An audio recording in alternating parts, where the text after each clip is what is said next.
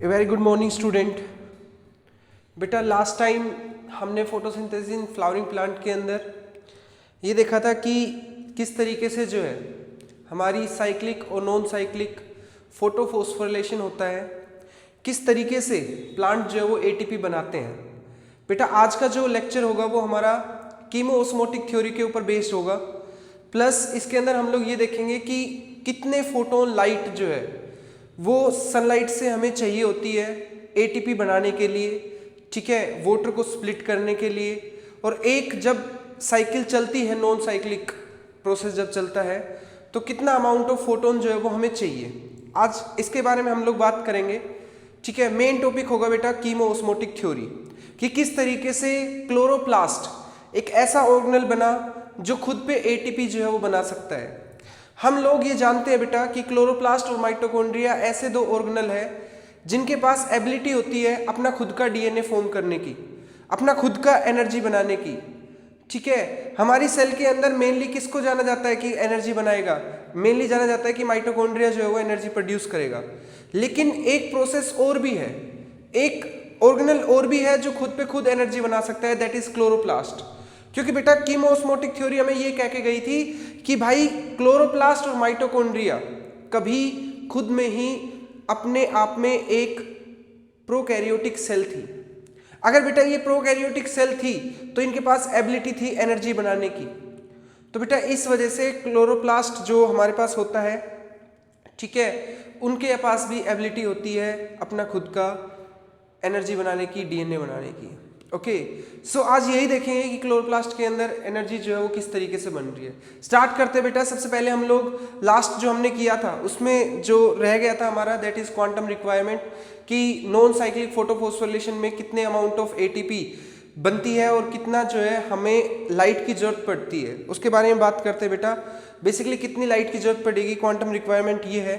So start करते हैं बेटा क्वांटम रिक्वायरमेंट, ठीक है। क्वांटम रिक्वायरमेंट में आपको ये पता था बेटा कि हमारे पास नॉन साइक्लिक फोटोसिंथेसिस में फोटोफॉस्फोरिलेशन में दो तरीके के सिस्टम थे, एक फोटो सिस्टम 2 और एक फोटो सिस्टम 1, और ये दोनों एक दूसरे के साथ लिंक रहते हैं नॉन साइक्लिक के अंदर, ठीक है। और नॉन साइक्लिक के अंदर फोटो सिस्टम 2 में हमारे पास क्या होती है बेटा, वाटर का ब्रेकडाउन होता है, ठीक है। लाइट जब यहाँ से आती है फोटो सिस्टम 2 के ऊपर डलती है तो बेटा इसके पास एक कॉम्प्लेक्स होता है OEC complex, that is oxygen evolving complex.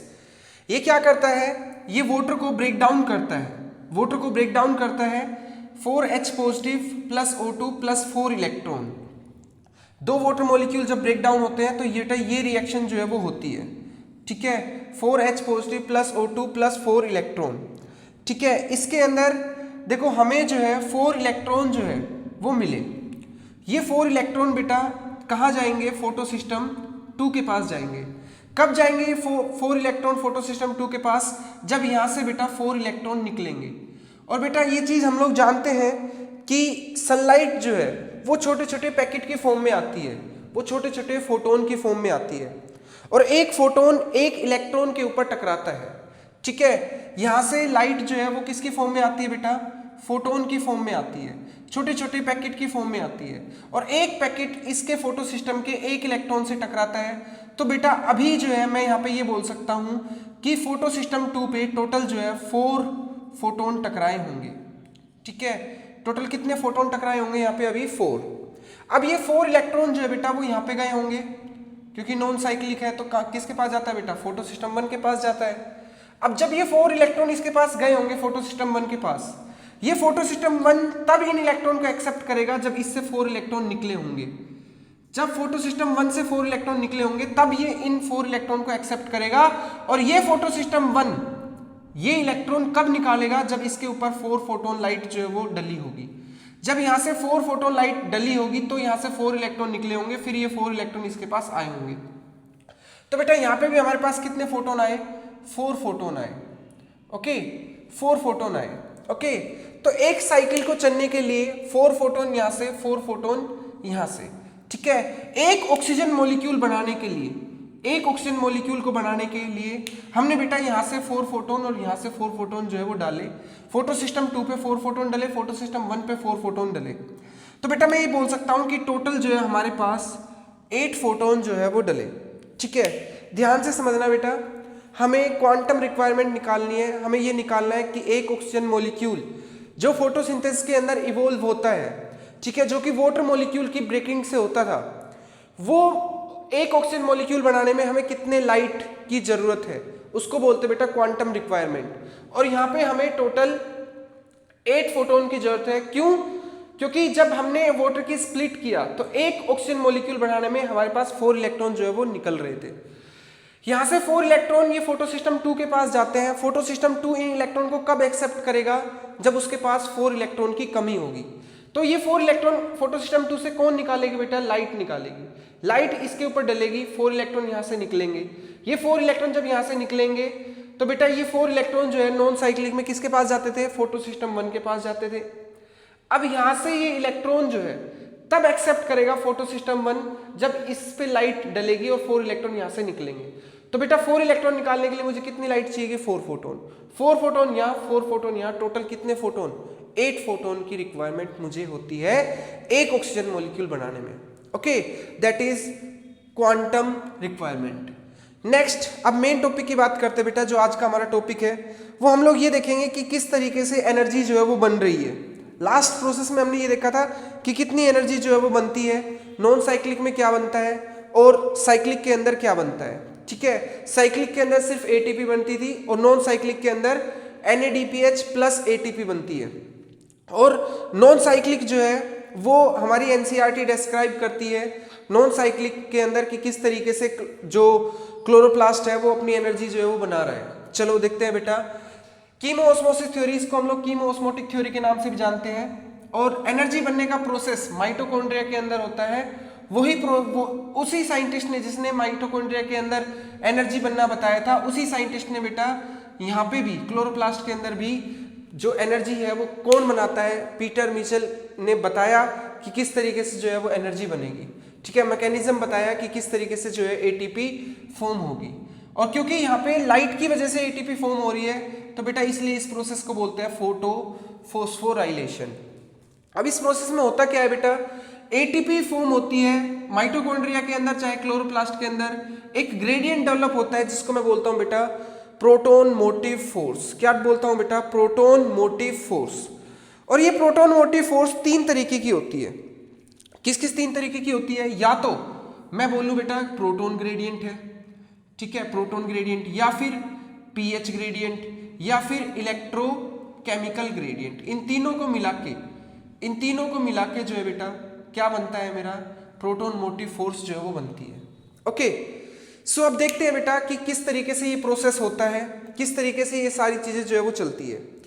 इसको समझाने से पहले बेटा मैं आपको एक बात बताना चाहता हूं कि क्लोरोप्लास्ट के अंदर इस तरीके का जो है वो स्ट्रक्चर प्रेजेंट था। ये हमारे क्लोरोप्लास्ट था। यहाँ पे जो है कुछ ऐसे हमारे पास थाइलाकोइड थे, ठीक है, और थाइलाकोइड के अलावा जो रीजन बचता है बेटा उसको हम लोग स्ट्रोमा बोलते थे। ये बाहर स्ट्रोमा है और ये एक थाइलाकोइड है। मैंने क्या किया है बेटा, एक थाइलाकोइड को यहाँ पे बड़ा करके जो है वो दिखाया है। थाइलाकोइड के ऊपर हमारी नॉन साइक्लिक फोटोफॉस्फोरिलेशन चलती थी, इसलिए बेटा हमने यहाँ पे एक थाइलाकोइड जो है वो निकाला है। थाइलाकोइड के अंदर जो स्पेस होता है वो ल्यूमन होती है, बाहर जो स्पेस है बेटा वो स्ट्रोमा है। ठीक है, तो ये एक थाइलाकोइड है जिसकी एक आउटर मेम्ब्रेन है, एक इनर मेम्ब्रेन है और अंदर जो लिक्विड होता है उसको ल्यूमन बोलते हैं। ओके, अब होता क्या है बेटा कि यहाँ पे इसकी मेम्ब्रेन के ऊपर जब सनलाइट आती है, ठीक है, जैसे मान लो ये हमारे पास सन है और ये सनलाइट जब बेटा डलती है किस पे? फोटो सिस्टम 2 पे, तो यहाँ से क्या होता है बेटा? इलेक्ट्रॉन इजेक्ट होता है। यहाँ से ये इलेक्ट्रॉन जो है वो चला, यहाँ से ये इलेक्ट्रॉन चला बेटा, इसको फर्स्ट एक्सेप्टर कौन होता है? फियोफाइटिन। और फियोफाइटिन कहाँ प्रेजेंट है बेटा? आउटर लेयर पे जो है वो प्रेजेंट है। ठीक है, आउटर लेयर के बाहर की तरफ प्रेजेंट है। ओके, फियोफाइटिन फर्स्ट एक्सेप्टर है और कहाँ प्रेजेंट है बेटा? बाहर प्रेजेंट है, ल्यूमन के बाहर, मतलब थाइलाकोइड के बाहर की लेयर पे प्रेजेंट है। उसके बाद ये फियोफाइटिन अपना इलेक्ट्रॉन देता है प्लास्टोक्यूनोन को। ठीक है, प्लास्टोक्यूनोन जो कि इनर मेम्ब्रेन स्पेस में है, ठीक है, 2 मेम्ब्रेन के स्पेस में है। और ये क्या करता है बेटा? जब यहां से ये इलेक्ट्रॉन लेता है, जब यहां से ये इलेक्ट्रॉन एक्सेप्ट करता है, तो साथ ही बेटा जो स्ट्रोमा के अंदर H पॉजिटिव होते हैं, जो स्ट्रोमा के अंदर H पॉजिटिव होते हैं बेटा, उनको भी ये क्या करता है बेटा? एक्सेप्ट कर लेता है। जो स्ट्रोमा के ऊपर H पॉजिटिव होता है बेटा, उनको भी ये क्या कर लेता है बेटा, एक्सेप्ट कर लेता है, और एक्सेप्ट करके क्या बना लेता है बेटा, PqH2 बना लेता है। क्या बना लेता है बेटा, PqH2 बना लेता है। लेकिन PqH2 स्टेबल नहीं होता, और ये क्या होता है बेटा, ब्रेक डाउन हो जाता है। जब ब्रेक डाउन होता है तो बेटा अपने इलेक्ट्रॉन तो दे देता है साइटोक्रोम B6F को, और H पॉजिटिव जो है बेटा वो वापस किस में ट्रांसफर कर देता है बेटा, ल्यूमन में ट्रांसफर कर देता है।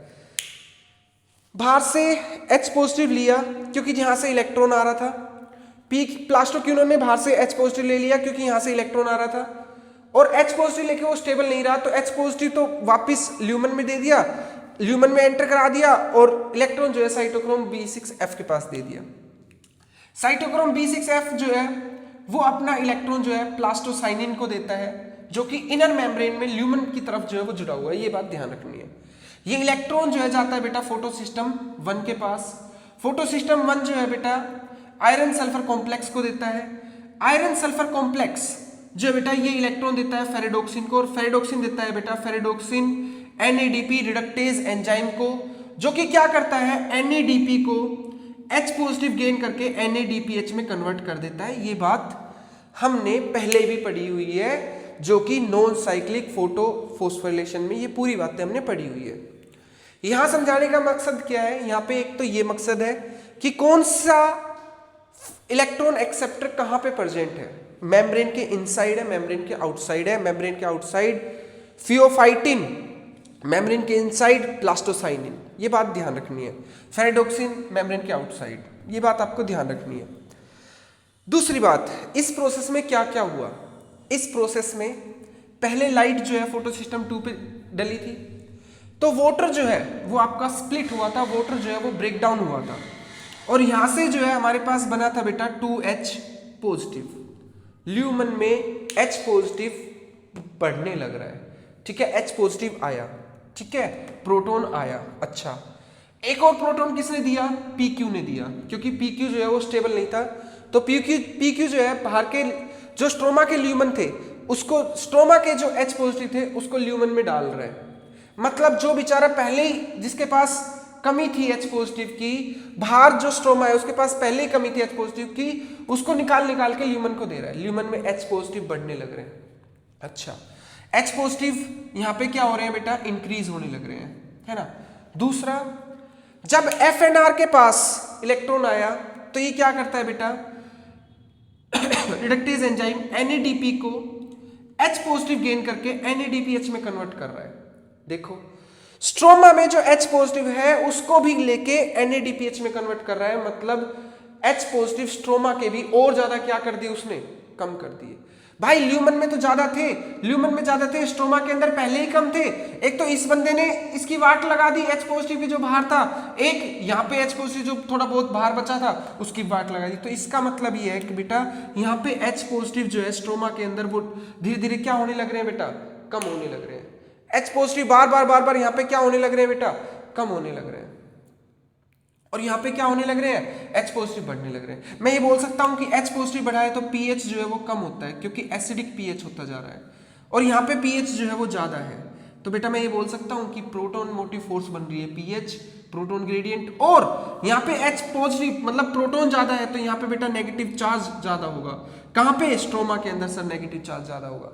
तो बेटा इलेक्ट्रोकेमिकल भी तो बन गया, इलेक्ट्रोकेमिकल भी बन गया, प्रोटॉन ग्रेडियंट भी बन गया, और pH ग्रेडियंट भी बन गया। अब होगा क्या, ये ग्रेडियंट बन गया। अब ये H पॉजिटिव क्या करेगा बेटा, जहां ज्यादा है वहां से हर कोई जो है उस तरफ जाना चाहता है जहां पे कंसंट्रेशन कम है। तो ये H पॉजिटिव जो है बेटा एक फोर्स के थ्रू, H पॉजिटिव जो है बेटा एक फोर्स के थ्रू जो है यहां से बाहर की तरफ जाना चाहते हैं, और वो एक ही रास्ते से जा सकते हैं। ये रास्ता होता है बेटा F0 F1 पार्टिकल का। ये प्रोटीन होते हैं F0 F1 पार्टिकल, जो कि H पॉजिटिव को बाहर की तरफ भेजते हैं। F1 पार्टिकल क्या करता है बेटा, जब ये H पॉजिटिव यहां बाहर की तरफ आता है तो ये क्या करते हैं बेटा, ADP को कन्वर्ट कर देते हैं बेटा ATP में। F1 पार्टिकल क्या करता है बेटा, ADP को कन्वर्ट कर देता है ATP में, क्योंकि इसके पास बेटा एक एंजाइम होता है ADP रिडक्टेज, ठीक है। तो वो क्या करता है बेटा, इसको इसमें कन्वर्ट कर देता है, ठीक है। और इस तरीके से क्लोरोप्लास्ट एक ऐसा ऑर्गेनेल बन जाता है जो खुद पे खुद एनर्जी जो है वो जनरेट कर सकता है। Okay, this is all about the chemiosmosis theory. अब इसके अंदर बेटा एक प्रोसेस है एटीपी मशीनरी। एटीपी मशीनरी किसको बोलते हैं? एटीपी मशीनरी में मेनली मेरे को जो है जरूरत पड़ी बेटा लास्ट में जो H पॉजिटिव से बाहर की तरफ, मतलब एटीपी बनाने वाली मशीन कौन सी है? मेनली मशीन है बेटा इसमें F1। कौन है बेटा? F1, ठीक है, क्लोरोप्लास्ट F1, ठीक है, CF1। F नोट ने क्या किया है बेटा? F नोट ने फैसिलिटेड डिफ्यूजन किया है। किसका फैसिलिटेड डिफ्यूजन किया है? जो H पॉजिटिव है इसको बाहर जाने के लिए एक प्रोटीन की जरूरत है, प्रोटीन की जरूरत है, इसलिए हम उसको फैसिलिटेट कर रहे हैं प्रोटीन प्रोवाइड करके, एक रास्ता प्रोवाइड करके उसको फैसिलिटेट कर रहे हैं F नोट पार्टिकल। ओके, और जब ये जाता है तो बेटा F1 के पास क्या है? एटीपी रिडक्टेज एंजाइम है जो कि क्या करता है? एडीपी को कन्वर्ट कर देता है एटीपी में। ओके, ये इसकी मशीनरी है F नोट F1 जो है। ओके, नेक्स्ट अगर मैं बताऊं बेटा कीमोओस्मोसिस के लिए मेरे को किस किस की जरूरत पड़ी? थाइलाकोइड मेम्ब्रेन की जरूरत पड़ी, प्रोटॉन पंप की जरूरत पड़ी, प्रोटॉन ग्रेडियंट की जरूरत पड़ी और एटीपी सिंथेटेज की जरूरत पड़ी। ये मेरे 4 मॉलिक्यूल है जिनकी मुझे जरूरत हुई। Okay, so this is all about the chemiosmotic theory. It explain how chloroplast is able to make a ATP. Okay, so I hope आपको ये बेटा समझ में आया होगा।